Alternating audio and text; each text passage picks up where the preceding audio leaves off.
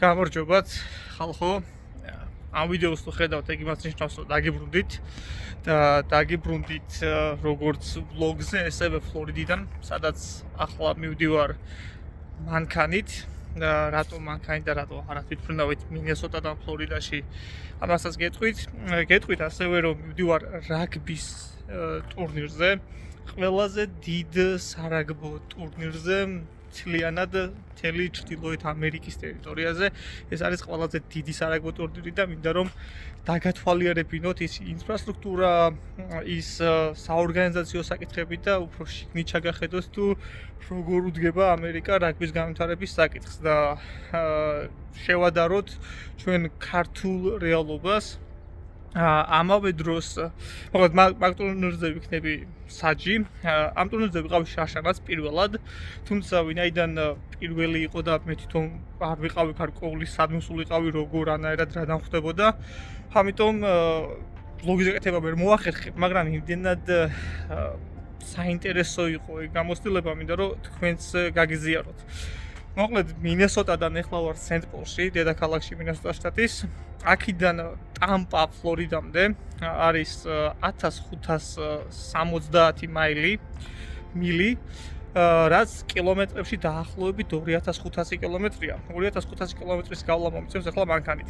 თან გზაში მინდა მოგიყვეთ ის ნეგატიური და პოზიტიური ამბები, რაც თავს გადამხდა ამ პერიოდის განმავლობაში, სადღაც 8 თვეა ვიდეო არ დამედია და მოგიყვებით რატომ არ დამედია. მაგრამ ყველაზე მთავარი ის მოყოლას და გაზიარებაც მინდა ამ ტურის განმავლობაში და ამ გზავრობის განმავლობაში იქნება ის, რომ როგორ გავხდეთ რაგბის მსაჯი ამერიკაში, თუ ვინმე დაინტერესდებით ამ ვიდეოს შემდეგ და თუ ვინმე სურვილი გექნებათ, რომ თუნდაც ჰობის სახით ეს პროფესია შეითავსოთ და საინტერესო ხალხი გაიცნოთ, ყველაზე მინიმუმ ჩაუჯექით ამ ვიდეოს, გამოყევით ბოლომდე და წინასწარ ვაგეთქვით, რომ ეს იქნება დიდი ალბათობით მონოლოგის ფორმატი. გზაზე ვიქნები, ყურსასმენებს გავიკეთებ და მოგიყვებით მთელ ისტორიას, საიდან გადავწყვიტე და როგორ გავხდარიყავ მსაჯი, არ გადამიწყვეტია. აი ესე მოიტანა ცხოვრებამ და მოკლედ ამ ეტაპებს მოგიყვებით და შემდეგ უკვე შესაძლებლობებს თუ მერითი შემიძლია ამ გზაზე დაგეხმაროთ. ამასთან ერთად საგზაო თავგადასავლებსაც შიგადაშიგ გაგაცნობთ თუ რამე იქნა, მედი არ იქნება დამშვიდობით ჩავალთ და შემდეგ უკვე ფლორიდიდან ალბათ მეორე ვიდეოსაც გადავიღებ, მეორე ვლოგსაც უშუალოდ საგზაო მოგზაურობის უკან ამდენიმე შტატის გამოლას ვაპირებთ ჩემს პარტნიორთან ერთად და მაგასაც მოკლედ შიგადაშიგ განახებთ. მოკლედ ამ ვიდეოში როგორც გითხარით ნახავთ, როგორ გავხდი მე პირადად მსაჯი და თქვენ როგორ შეგიძლიათ იგივე გზა გაიაროთ და მერით შემიძლია ამ ყველაფერში დაგეხმაროთ. აბა მანქანა მზად არის და წავიდით ფლორიდაში.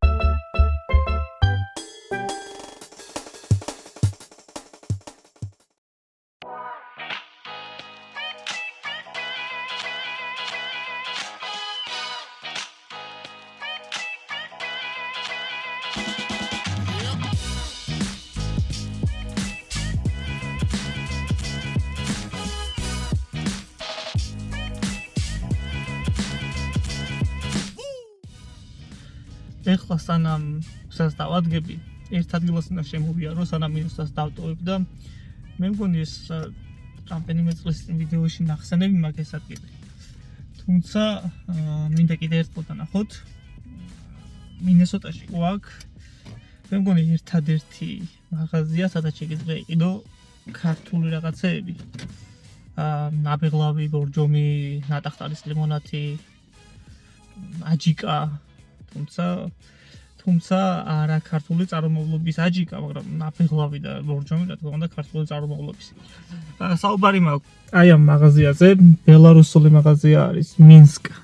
და ხშირად მოვდივარ ხოლმე აქ, როდესაც ქართული რაღაცეები მენატრება და არა მარტო ქართული, ეგრეთ წოდებული სავეცკი რაღაცეები, როცა გენატრება, სავეცკი რა უნდა გენატრებოდეს, ხო, საჭმელი ალბათ ძირითადად.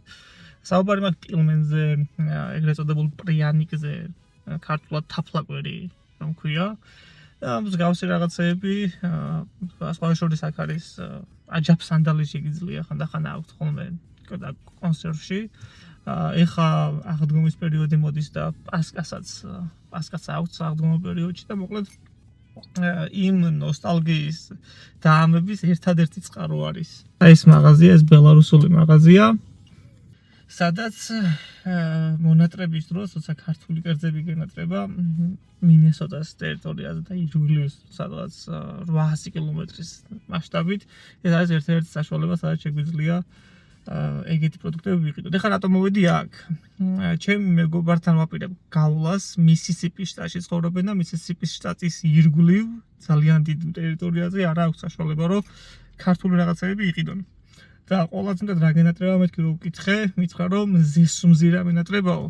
ხო და ეხლა ვაპირებ რომ ძალიან ბევრი მზესუმზირო ვიყიდო და წავიძღვანიო, წავიყოლო მისისიპიში.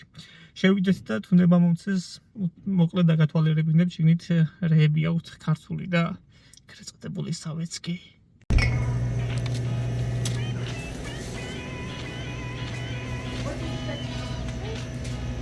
აგერავთ მედოგი თუ რა ქვია ამას აქით ნაპოლეონი და აქ ქონდათ მზესუმზირა. ეხლა ვხედავ შეიძლება გადაიტანეს. აქით მასკოვსკი კანფეტები. აქეთ აქვთ სულგუნი ოღონდ კაუჩუკის რეზინის გემო აქვს ამას. თუმცა კარგი რაც აქვთ არაჟანი, უკრაინული არაჟანი აქვთ სადღაც ძალიან გემრიელი. აქეთ პატიბუტი. ესენი გას ქართული მაღაზიის ის მოაქვს. ვაიბები. აქ არის პილმენების აისახობა. აი აქ ტკემალი. სხვადასხვა სახეობის ტკემალი. სხვადასხვა ამერიკაში არ შეხვედრია ეს ჭიქის ნაყენს ვნახავთ. ამერიკელები კოუნები აქვს, კონუსებრი ნაყენები აქვს, ესეთი ჩვენებული არა. აქ უნდა იყოს კიდევ აჯაფსანდალი აქვს ხოლმე. და ნუ აქით Georgian Legend რეკლამას არ ვაკეთებ, უბრალოდ მინდა განახოთ. რა საშუალებები არის აქ. ნუ როგორც გითხარი, აჯიკა, რომელსაც სვანური მარილის გემო უფრო აქვს, უფრო მეტის ვიდრე აჯიკის გემოზე, მაგრამ არაფერს უჩვენია. და ნუ ეხლა ვნახოთ, სად არის მზესუმზირა. მივაგენი. ესეთი არჩევანის საშუალება დავიწყოთ. ეს იყოს. ესეც იყოს.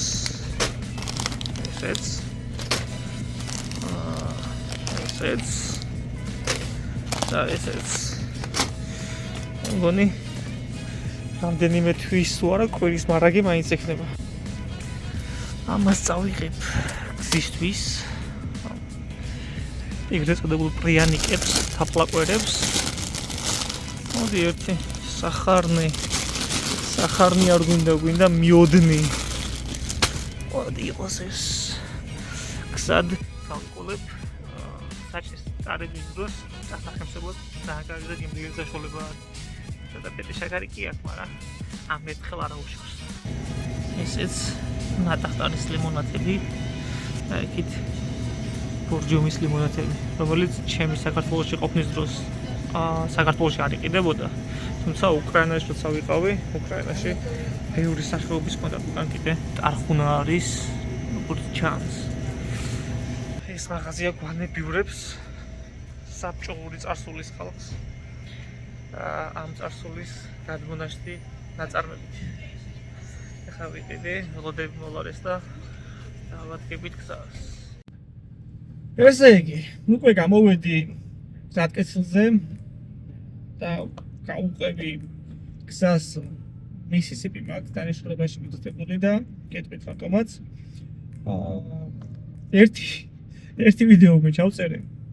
სადაც თურმე მიკროფონი არ გონია და დაკავშირებული საკუთარ ტელეფონზე და 1.5 საათიანი ვიდეო წყალს და მისისიპის მინესოტას გზატკეცილს გავატანი. თან ერთი 20 წუთი მეჭიდავი ამ ტელეფონს რომ სტაბილურად დამიყენებინა კადრი და მე მგონი ეხლა ყველაფერი რიგზე არის იმისთვის რომ მოგიყვეთ საით მივდივარ, რატომ მივდივარ და აქამდე როგორ მოვედი.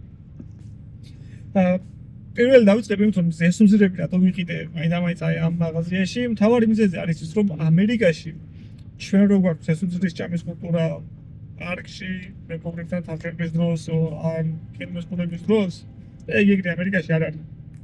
აქ მაგ ზესუმზირას ანაზღაურებს პოპკორნი. არც იციან ზესუმზირი ჭმევა.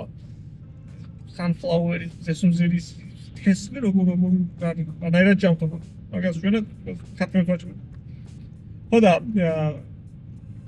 ერთი თვის წინ ჯორჯიაში მქონდა ესეთი ტურნირი და გამოვიარეთ ჩემს მეგობართან მისისიპის შტატში ჯორჯიადან და მან მისისიპის როგორც ვიხარით არ აქვს თითქმის რამდენიმე შტატის ირგვლივ ქართული მაღაზია არ არის და რომ ვკითხე ამ ჩემს მეგობარს მეთქი ანიტა რა გენატრებო ყოველდღე საქართველოსთან თან ერთი წელია ამერიკაშია და ქართულ რაღაცებთან შეხება არ არის ისი ცხოვრების ადგილიდან გამომდინარე. რა ჩამოგიტანო მეთქი მე და შეს მეუღლეს ხოდა მზესუმზირა გენატრებათან სიგიჟე მიყვარს და მოკლედ შოულობო ხოდა ეგ იყო მიზეზი რატომაც ეხა დაუკვირდე მანქანას უზირებით და მივდივარ პირდაპირ მისისიპიში. ხოდა პირადადაც ვეთქვი მაგრამ აქაც გულისმენ შემდეგ ჯერზე ალბათ ერთ-ერთი ორი მეგობარი ზესუმზირა ან ორი კვირა შემდეგ ჯერზე როცა მოგინდება ზესუმზირა იცი სადაც უნდა ჩამოხვიდე მინესოტაში. კარგი ეხლა დავუკვირდეთ თავარ საკითხს რომელიც გავაკითხარით შესავალში მოგობრებო შემდეგში როგორ მოვხდია რაგბის საჭად რაგბის საჭიდასად ეგეთო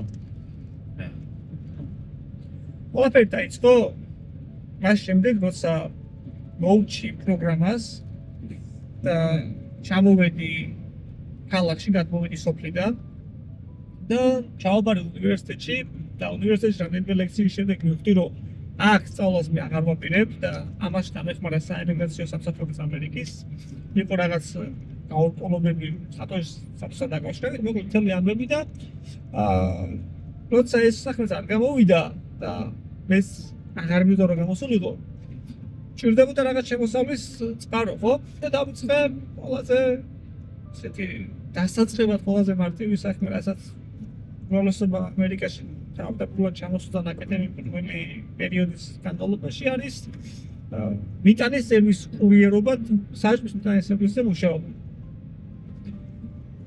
მოკლედ ფერმაში რომ ვიყავი მაშინ ძალიან კარგი ასე თუ ისე ნორმალურ ფიზიკურ ფორმაში ვიყავი და რომ ყოველდღიურად ფიზიკური მუშაობა მიცემდა გადმოვედი აქეთ და მიწევს 10-12 საათის დღეში საჭის ტრიალი ძროვა ყოფნა ფერმაში ყოფნის დროს ჩემი საშუალო წონა იყო 79-70 კილოგრამი და 3 თვის თავზე გადმოსვლიდან ქალაქში და კურიერად მუშაობის დაწყებიდან 3 თვის თავზე ჩემი წონა იყო 80 და რაღაც კილოგრამი და ეს იყო უკვე პერიოდი საახალწლო პერიოდი როდესაც ჩემ თავს ვთქვი რომ ან ეხლა გადატეხავ ცხოვრებას ან ცხოვრება გადაგიხავ სამოდამოდ ჩემ და გადავწყვიტე რომ საკუთარ თავზე ამბობ პასუხისმგებლობა არ მომწონდა სარკეში როცა ვიყურებოდი და სარკეში შევეშვად 10-15 მეტრსაც როცა გავიგებდი 3-4 ქოშინები იმის რა ვიღლებოდი და სულ აღარ ყოფნიდა ახალი წელი ეს არის პერიოდი როცა შეგიძლია დაიწყო ახალი ცხოვრება შეიძლება ის ვერ შეიძლება დაიწყო ფსიქოლოგიურად გეხმარება და გადავწყვიტე ახალი წლიდან კარგად მესვა მეჭამა და ძველი დახტარებიდან დამიწყო სწორიკება და ვარჯიში ისი აგიხდეთ ყველაფერი დავიწყე ვარჯიში და мотиваცია იყო რომ ჩამოსტარიყავი 70 კილოგრამს ისევ ქვევით 70 კილოგრამზე თომივა მეთქი განფეთ ჩამოვედი დავიწყე სადღაც 3 თვის თავზე დგები სასწორზე და ხვდები რომ ვა 67 რაღაც 67 ნახევარი. სადღაც 2 ნახევარში 13 კილოზე მეტის დაკლება მოახერხე.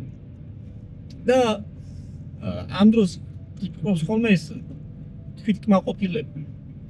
და თვითკმაყოფილება აყუჩებს მოტივაციას, რომელიც აქამდე გამოიხატებოდა იმაში, რომ მიდიხარ დარბაზში, კვირაში 6-ჯერ, 7-ჯერ, უკვე ხდები რომ აღარ გჭირდება ამ პენსიაური და მიდიხარ კვირაში 5-ჯერ, მაგრამ ეს კვირაში 5-ჯერ მე ხდება თვეში 5-ჯერ და მე თვეში არასდროს.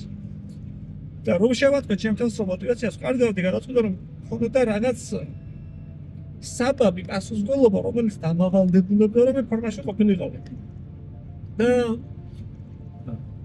ესეთი იდეა გამიჩნდა, რომ მოდი რაგბი ხوار მითამაშოთ. იმიტომ რომ შესაძაც სკოლის ასაკში ვიყავი, მე-10 კლასში ვიყავი, მაშინ ფოთის რაგბის კლუბში თამაშობდი ხვალ და თქომია კლუბის წევრი ვიყავი და ეხლა ვიყურებ ჩემი თანაგუნდელები მაგ პერიოდში დამოკიდებული და მეთანხმებიან რომ გუნდში ვიყავი აი საუკეთესო აი ვერავინ ვერ მასწრებდა წლის შეტანაში მინდორზე. აი ჩემს თანაგუნდელებს წყალი შემკვეთა ყველაზე სწრაფად და მაგაში ვიყავი the best საუკეთესო. აი მოთამაშეს რაც შეეხება აბარაგისით. მაგრამ მოდი მეთქი ამერიკაში ხალხს გავიცნობ, გავერევი, რას ფორმაში ვიქნები. ტრაკში ვინც არიან უმეტესობა კარგი ხასიათის და პიროვნებები არიან შემთხვევაში და მეთქი აი ჩასახვალთან გავერევი.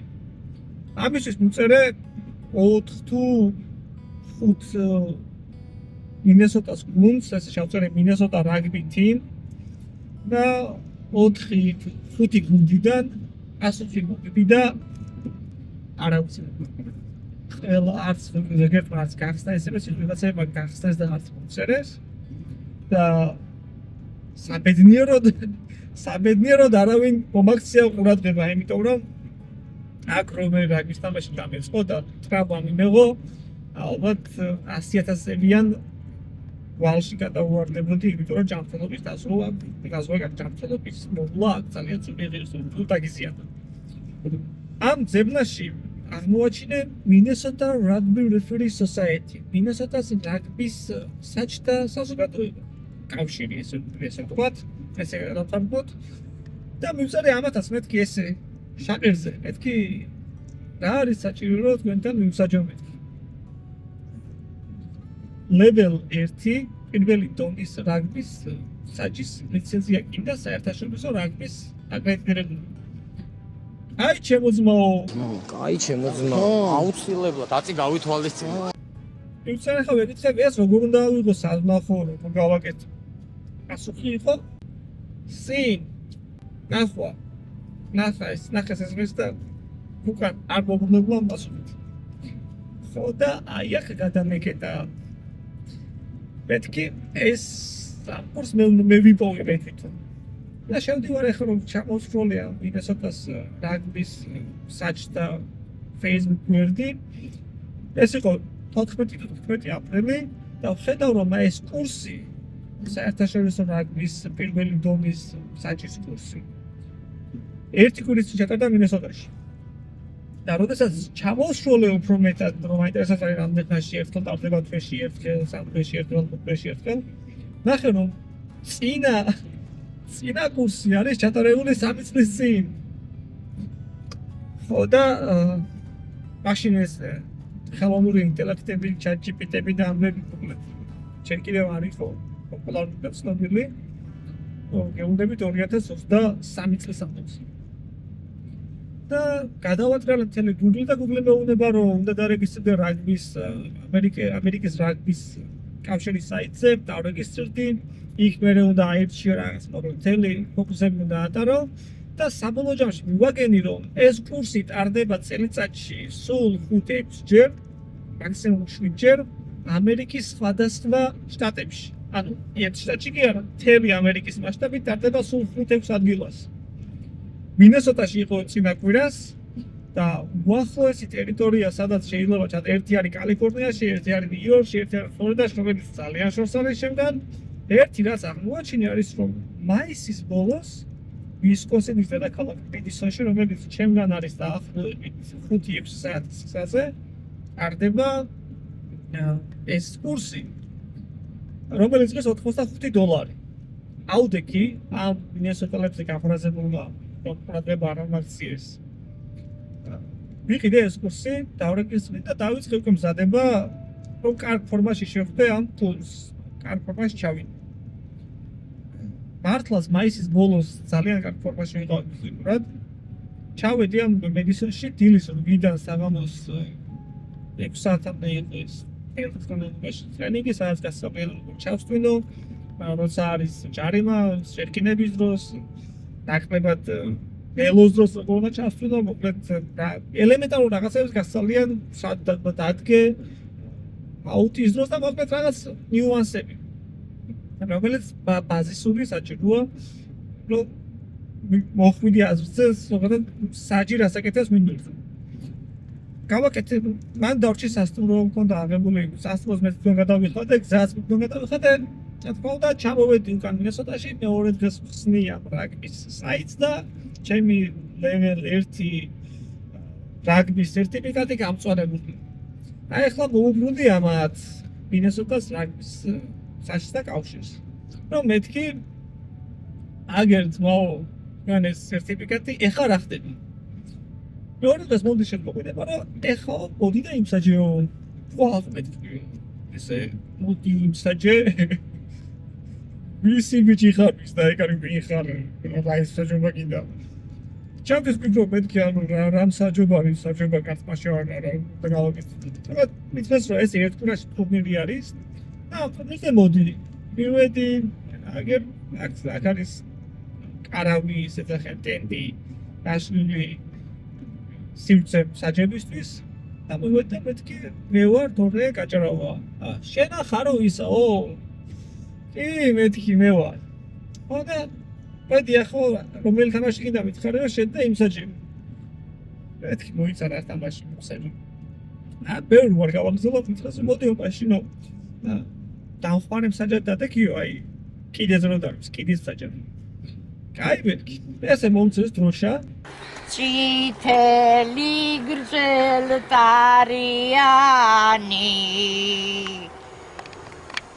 და შევარდი და არ მივარ თახვი ალთა ხანალთას ხანბალთას ვაქნებ ამ დროშაში ამასის ხმალებით ხოდა მივხვდი რომ რაღაცა რასვად ვაკეთებდი თან რამდენი ჩემკენ წამოვიდა და ბურთი იმდენჯერ ხანს ხელი უფლებას ხოვდა ხანს ვიოფლი ხოდა მეთქი რაღაცა თლათ კარგად არ გამომდის თლათ კომფორტულად არ ვარ რაღაც ამ საქმეში ამ დროს მივხვდი რომ გაგნებაში არ მოგავი რას ვაკეთებდი გამოგზავნეს ერთი უკვე 7-8 წლის ასე ექსპერტ გამოცდილების მსაჯი რომელსაც ზედმეტსახელად ერქვა ISO ჯესს ეძახდნენ ISO-ს ეძახდნენ ხაშობ ISO მომცა პირველი მაისურები და ეს აღჭურვილობა რაგბის სამსაჯოდეს რაგბის მაისური საჯის მაისური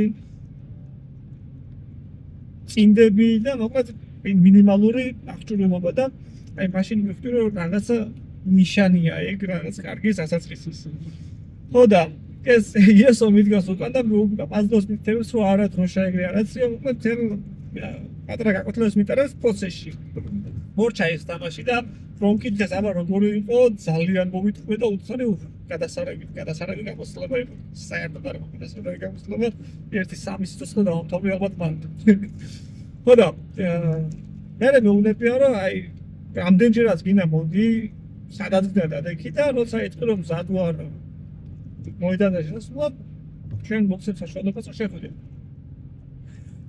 კარგი სისტემა აქვს დაწყობილი არ ვიცი საქართველოს როგორ ხდება მაგრამ პირველი ერთი წლის განმავლობაში და არა მარტო ეხლა შეიძლება ნებისმიერ თამაშზე გითხობო როდესაც საჯობას იწყებ მოყვება საჯის მწვრთნელი ადამიანი რომელსაც ძალიან ბევრი აქვს ნარბენი ძალიან ბევრი აქვს ჩანავსწრენი და დიდი გამოცდილება აქვს ამ საქმეში.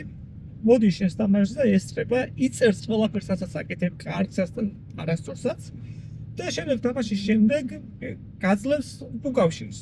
ეუბნება რა იყო კარგი, რა იყო უკეთესი, რა შეიძლება უკეთესად, რა იყო შეცდომები და ეხმარება იმისთვის, რომ განვითარდე გაძლევს ამ შეფასების კრიტერიუმებს, შეფასებებს, ჩანაწერებს და ეუბნება, რომ აი ამაზე იმუშავე. აი ეს მწვრთნელის როლი ძალიან დამეხმარა იმისთვის, რომ მიხვდარიყავი სადვარას ვაკეთებ, რის აკეთებები ჭირდება, რა უნდა იმესადინო, როგორ მე მან მთელი ბიუროკრატია არის ამ ავსებ რაღაც უსაფრთხო სპორტის პოლიტიკა, ტვინის შერყევის პროტოკოლი და ესეთ რაღაცებს კურსების გავლა გიწევს, ხოჭორს ეხლაც მიწევს, ზოგს აქვს სამწლიანი ვადა, ზოგს აქვს ორწლიანი ვადა და ყოველ ჯერზე უნდა აღადგინო ეს სერტიფიკატები ონლაინ კურსები არის, რომ არც შენს ცნობილი იყო, რომ კი ფორმაში ხარ, იცი რა დროს როგორ ხდება და ამავე დროს ეს არის უსაფრთხოებისთვის და იმისთვის, რომ აკრედიტებული იყო ყველა თამაშზე, რომ პასუხისმგებლობის საკითხი არ დადგეს.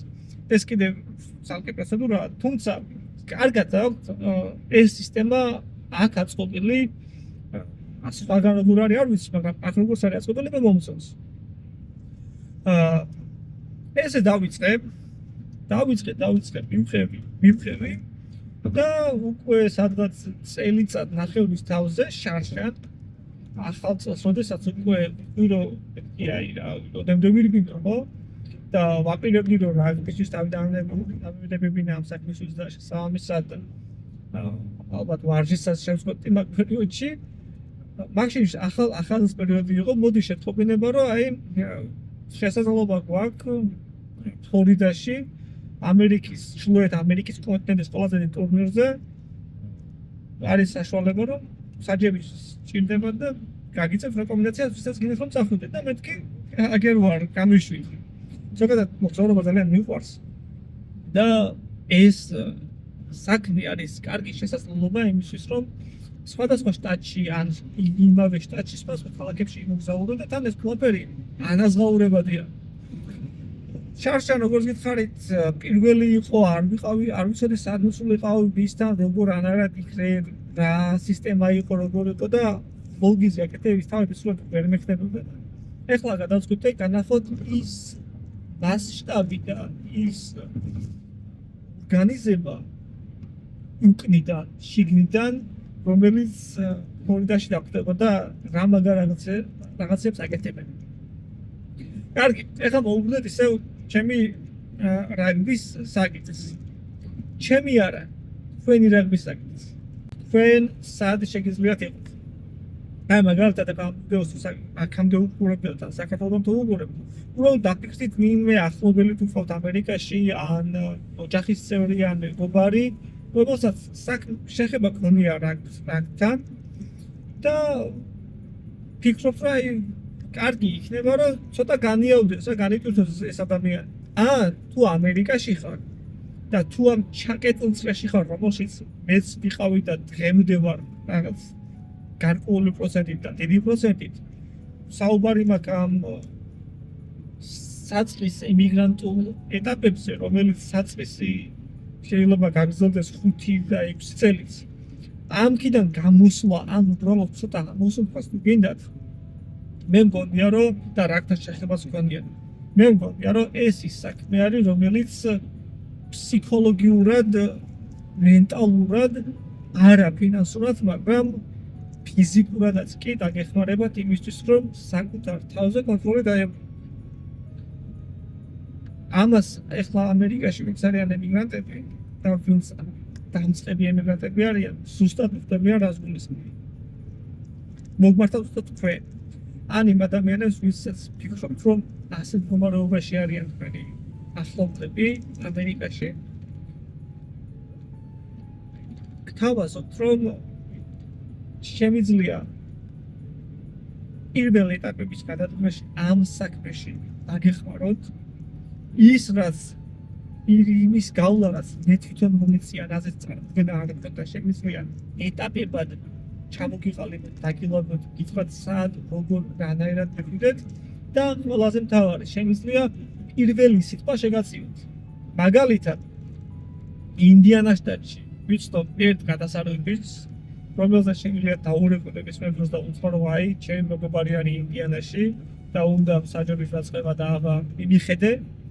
იგივე შემიძლია გავაკეთო სამხრეთ და ჩრდილოეთ კეროლაინაში და ჯორჯიაში ამ შტატების პრეზიდენტი ვინც არის რაგბის საჯარო კავშირის შემიძლია დაურეკო და უთხრა რომ ეი ჯონ გერტი ქართველები ჯერი ან გუარი რომელსაც უნდა რაგბის საჯარო შეგიძლია დაეხმარო და ზეგაზეთ გადაგწობიან ფლორიდაში ვისნობ ადამიანებს ნიუ-იორკში ვისნობ ერთს ჩემი რუმეიტი იყო ანა მე ოთახი ვიყავთ შარშან ფლორიდაში ბრედი ქვია მგონი რომელიც პრეზიდენტი არ არის მაგრამ საჯობს და ნორმალურ დონეზე საჯობს შემიძლია მასაც იმედია წელსაც იქნება რომ ეხლა წელს მიდივარ უფრო იმისთვის რომ კავშირები გავაღმო მაგალითად კალიფორნიიდან არ ვიცნობ არავის და იქ დასავლეთ შტატებიდან ტეხასიდან არ ვიცნობ არავის და მინდა რომ აი იქითაც გავიცნო და იქით არ ყოფილვარ და იქნება რაღაც ტურნირის შესაძლებლობა გამოვყრახენი იმიტომ რომ იმ შტატებში არ მოგზაურია და მაგათ მაინტერესებს წასვლა. და მოგდა აი რაც ჩამოვთვალე ჩიკაგოში ვიცნობ ერთი ტურისტი გავიცანი გოგო რომელიც ნიშნავს ყველა თამაშზე საჯებს ეს როტაციას აკეთებს ილინოისის ტერიტორიაზე და მოკლედ იმ არეას სადაც შეიძლება ქართველები მეტად არიან შემიძლია დავფარო და ვიცნობ ხალხს რომლებიც ელემენტარული ყურადღებას მოგაქცევენ. ამიტომ თავისუფლად ჩათვალეთ თავისუფლად იგზავნით თავი რომ მომწეროთ პირადში მომწერეთ პირადში თორნიკე გაჭარავა სანდომიანი უბაშიანი სურათი დავხდება დღემდე იმ სურათი მიდევს 2021 წელი და 2030-მდე ალბათ იგრძნობა მოკლედ მარტივად ვიცნობ ფილმ ვიდეოს ვუყურებთ და მომწერეთ რომ აი თორნიკე ესემ საჯის ვიდეო ვნახე ხენი აბა საიდან დავიწყო როგორ დავიწყო და ძალიან გამიხარდება რომ ამერიკაში მარტო მე არ ვიქნები ამ საქმეში და იქნება სხვა ადამიანებიც სხვადასხვა შტატებში ეს იქნება იდეალური ჩემთვისაც და თქვენთვისაც ამიტომ ღია ვარ ნებისმიერი ადამიანისთვის ვინც დაინტერესდება და გადაწყვეტს სადოს თავი ამ პოზიციაზე ერთი რამც რაც შეიძლება შეაფერხებელი იყოს თქვენთვის და ჩემთვისაც იყო პაშონის და დღემდე არის სხვა სპორტში ალბათ არასდროს არ ვცდიდი ჩემს თავს ვიხდებით რას გულისხმობ ეხლა არსად ესე დაფასებულად მე არ მივსმენ თავი არასდროს შემსრულებაში ისე როგორც ამას ვცნობ რაგბის საჯის ამპლუაში რას გულისხმობ ჩვენთან როგორი სტერეოტიპი არსებობს ხო სტერეოტიპი რეალობა არის რომ აი საჯი არის შეხმოზებული და სუძია ხო და ეხლა არ მინდა კომპიუტერი სპორტები დავასახელო მაგრამ უმეტესწილად ყველა სპორტი რაც არ შეხება მქონია მოდ დავასახელებ კალათბურთი ფეხბურთი ამერიკული ფეხბურთი ხო მოკლედ არსად ეგეთი პატივისცემა მე არ დამინახავს და არ მიგუზნია საჯების მიმართ როგორიც ეს არის რაგბში განსაკუთრებით ამერიკაში მოკლედ 3-3 წელი ეხლა საჯობ და შეურაცხყოფა არათუ მოთამაშეებს არამედ მაყურებლების მხრიდანაც კი არასდროს არ მიმირია. ნუ ეგ ალბათ გავაცვლი არ კიდე იმის გარო ძალიან მაღალ დონეზე არასდროს და ჩემს თამაშებს ალბათ მაქსიმუმ 150-200 ადამიანი ესწრება ხოლმე მაქსიმუმ. მაგრამ მაინც აი რაღაც ესეთი რომ შეიძლება რაღაც სულები შეიძლება დაიწყოს და სულები განსხვავება იყო მაგრამ როგორც ასეთ ეს პირდაპირ შეურაცხყოფა არასდროს არავის არ მოუწედებია პირიქით, როდესაც მიდიხარ და ამოფრმე ვარ თქვენი საჯი ამ თამაშის, ამ თქვენს თამაშზე და განსაკუთრებულად პატივისცემით განაცხადებია ხოლმე თქოს აი რაღაც წარმოიდგინე გოლიათი ტიპი ხარ განსაკუთრებულ რაღაც შეგიძლია რაც ხობს არ შეუძლიათ რაღაც ეგეთი დამოკიდებულება აქვს რაც ახლად ჩამოსულ ემიგრანტს რომელსაც დაარწმუნებული ვარ, თუ შეფასების პრობლემა გაქვს ყველას აქ, რამდენიმე წელი, იმიტომ რომ მაინც ესე ხოდ გიყურებენ ამ ფსიქოლოგიურ წნეხს და სტრესს გიხსნის და იმ თავდაჯერებულებას გაძლევს, რაც ამ ქვეყანაში აუცილებელია ცოტა მაღალი მიზნების მისაღწევად. ხო და ეხლა რა სარგებელი და რა კაი რაღაცები აქვს რაგბის მსაჯობას, მოდი ამ მაგაზე გეტყვით. ერთი ის რომ რაც უკვე ვთქვით, რომ ფიზიკურად ფორმაში ხარ კიდე არ კიდე არ ხარ ფორმაში და არ ხარ შენ არ მოგწევ შენ თავი საქმეში რა საკეთებ. მეორე ფსიქოლოგიური და მენტალური რასკვით და მესამე ის რომ ხალხს იცნობ, ბევრ ადამიანს იცნობ და უმეტესობა კაი ტიპებს იცნობ. მეოთხე არის ის რომ ფინანსური მხარე. ვიბეორებ რომ ამ საქმით პირველია 7 წელი ფულს მერიშოვით. თუმცა იმ ხარჯს, რასაც გაწევთ და ამ საქმეში ჩადებთ, ეგ ხარჯი უკან დაგიბრუნდება. რას გულისხმობ? ფლორიდაში რო ვიყავი შარშან, ერთი კაპიკი არ შემეძლო არ დამეხარჯა, ყველაფერი ჭამასმა, სასტუმრო, ბილეთები, ყველაფერი იყო დაფინანსებული. შენ ჩადი და შენი საქმე გააკეთე. ამას გარდა როგორც გითხარით, მგონი ამ ვიდეოში ვთქვი, მესამე ტაიმი აქვს რაგბის განსხვავებით სხვა სპორტებისაგან განსხვავებით, სადაც მოკლედ ისეთი რაღაცები ხდება, რაც ორ ტაიმში ტელევიზორის ეკრანიდან არ ჩანს და ვერ გამოჩნდება. მესამე ტაიმი ტელევიზორში ვერ ნახავ და ეკრანზე ვერ ნახავ. და ეგ მესამე ტაიმი არის ყველაზე მაგარი ტაიმი, მე თუ გითხავთ, იმიტომ რომ ჭამას და შესაძლოა და რაგბი არის ის სპორტი, სადაც კიდაც მაყურებელი იყავი, კიდაც მოთამაშე იყავი, კიდაც საჯი იყავი. შენ თუ პირის გარეთ ირგვლივ ლუდის ბოთლიდან, კილიდან, ჭიქით ხელში ადიხარ. მოკლედ ჯიგარი ხარ რა, არავინ არ განგჭის. პირიქით თუ ამით არ დადიხარ, სადაც ყველა ესე დადის, შენ და ალმასად ყურებ შენ ხო კარგად ხარ. რა თქმა უნდა მე ალკოჰოლიზმის პროპაგანდას არ ვეწევი ხა, მაგრამ არც მე ვარ დიდად ალკოჰოლის მოყვარული, თუმცა ცხელ დღეს ცივი მუდით რომ გაგრძელდე თამაშის მერე, მოკლედ გეტყვია რომ აგეს მო ჯიგარი კაცი. ან ჯიგარი. ხოდა თავისი სარგებელი აქვს ამ ყველაფერს. ეხლა გეტყვით ტარიფებში როგორ გამოისახება. თითო წუთში რამდენ წუთსაც ვიმსაჯებ, ეს მინესოტას ტარიფები არის, წუთში მას მიხდიან 40 ცენტს. მიხარია როცა მაძლევენ დიდ თამაშებს, 80 წუთიან თამაშებს და მიხარია როცა მაძლევენ თამაშებს ჩემი სახლიდან შორს 200-300 მილის მოშორებით. და რატო? თამაში თუ მიხდიან წუთში 40 ცენტს, 50 ცენტი არის ანაზღაურება მილზე. რამდენი მილსაც გაივლი? სტადიონამდე და უკან, პირობითად თუ სტადიონამდე არის 200 მილი. წინ და უკან გამოდის 400 მილი, 400 მილჯერ 50 ცენტი არის $200. $200 პლუს და ამდენი 80 წუთში, ხშირად არ არის 80 წუთიანი, ხანდახან 7 კაცას ტურნირია, რომელიც 14 წუთი გრძელდება ერთ თამაში მაგრამ. სადღაც $240 გამოდის იდეალურ შემთხვევაში. აქედან ბენზინში გეხარჯება ალბათ $50 თუ უფრო ეკონომიური მანქანა იყოს, უფრო ცოტა. ეხა ფასები სასწაულ რაღაცებს აკეთებს აქ. ირანთან კონფლიქტის გამო მაგას შევეშვათ. მაგრამ ხშირ შემთხვევაში ძირითადად თამაშები არის ხოლმე 20-30 მილის ტერიტორიაზე. მე ვიცით თვეში ერთხელ ეგეთი გავსვლა, ან ორ თვეში ერთი. თქვენს ალბათ ეგრე მოგიწევთ შტატიდან გამომდინარე, ხო? ძირითადად არის სადღაც 50-60 $60 გამოდის თითო ტურნირიდან ან თამაშიდან.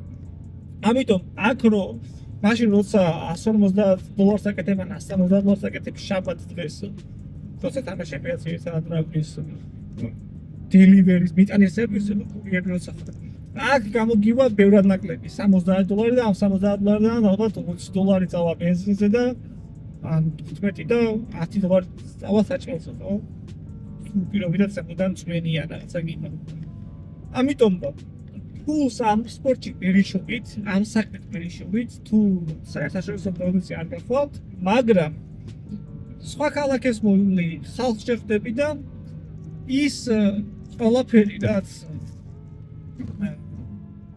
პირობითად აქამდე შეინჯიბიდან იყო გადასახდელი. ეხლა უბრალოდ ყველაფერს კომპენსირებას დაიკეთებ. თუ მოგზაურობა გიყო ხო განსაკუთრებით.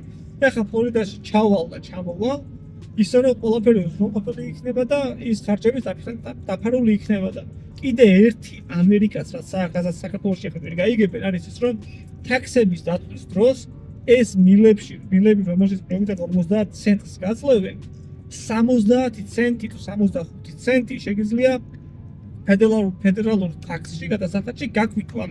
შენ თუ მთელი ამ სეზონის ამ წლის განმავლობაში გაიარე 2000 მილი 2000 მილის შესაბამისი ტარიფში რამეც იქნება ხო 70 ცენტი ალბათ $1400 თუ ახლა საჭიროა ვანგარიში.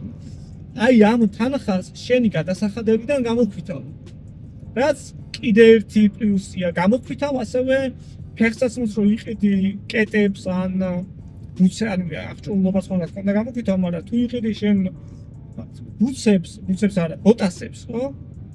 ან რაღაც სპორტულ მაისურს, ეგრეთ შეგიძლია გაატარო კონტროლად როგორც რაგბის ეკიპირება.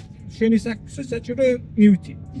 ტელეფონის ხარჯის რასაც ახლა როცა კურიერად მუშაობ, მაგას ზეაც აკეთებ, ხო? თვით დასაქმებული ხარ და ტელეფონის ინტერნეტის ხარჯი და სალაპარაკოს ხარჯი გადის და ქვითავ, მაგრამ აქ შეგიძლია გამოგვითო სხვა რაღაცეებიც. მოკლედ, კარგი საშუალება არის იმისთვის, რომ ეგრეთ წოდებული tax deduction-ი, ანუ გადასახადის გამოგვითვის საშუალებასაც გაძლევს. სულ ეს არის, მე მგონი, რაც ამ თემასთან დაკავშირებით ამ ფორმატში შეგვიძლია კითხვათ, უფრო კონკრეტულად რაიმე კითხვები თუ გექნებათ, შეგიძლიათ პირადში მომმართოთ, როგორც გითხარით. ამ ვიდეოსაც ვდებ YouTube-ზე ან Facebook-ზე, შემდეგ მაგას ვიწყებ.